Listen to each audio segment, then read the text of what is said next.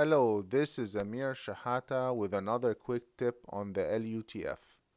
Today I'd like to propose a new way of working which could prove advantageous.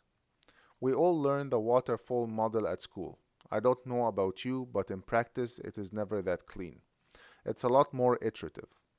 As we write the HLD, we find we need to roll back and adjust the requirements. The detailed design is often passed over in favor of going directly to implementation. The test plan is written at the very end. Bug fixes and testing often result in design changes and even requirement changes. We end up with a bit of a messy development process. Under deadlines, what happens is the documentation goes stale. When the product is then maintained by another developer, the documentation, if it exists at all, is sorely out of date, making the developer's life hard. Sounds like a familiar story? It does to me. A solution that definitely doesn't work is introducing more red tape and documentation. It'll just make the developer's life even harder. I contend that there exists no zero effort solution. Any solution will need adjusting the development workflow, which will appear like extra effort. The trick is to reduce the cost of the solution and maximize the benefit. My proposed solution is to bring the test plan development to the center of the software development cycle. A well-formed requirement must be testable. Therefore, we can represent each requirement as a test case. Each requirement must be designed. The details of the design can also be added to the test case. We can add extra test cases during the design phase as needed. These test cases could represent new requirements.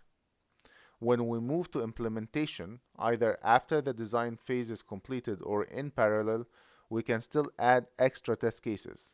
Again, these test cases can represent new requirements. This can happen all the way down to the bug fixing phase.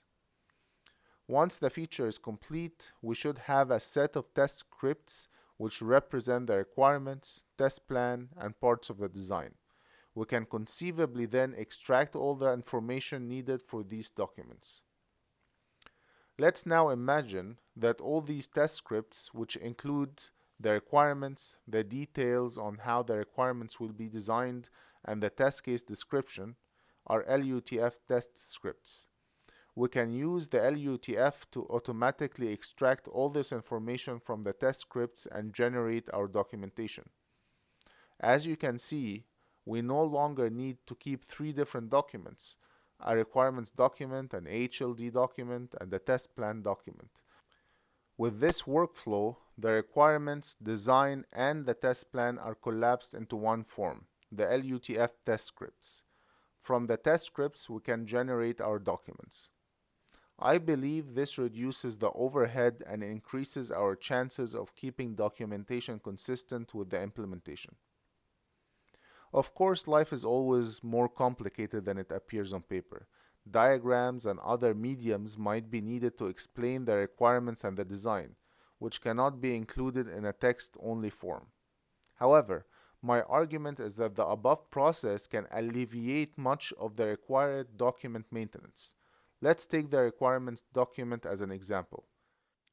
The first section can have the overview and diagrammatic explanations required. The second section is the table detailing all the requirements. Updates to the second section of the document can be automatically generated from the test scripts. This method provides the glue between the code and the documentation. As bugs are fixed or the feature updated, as long as the developer creates new test cases to cover the changes made and regenerate the documentation, the code and the documentation will remain in sync.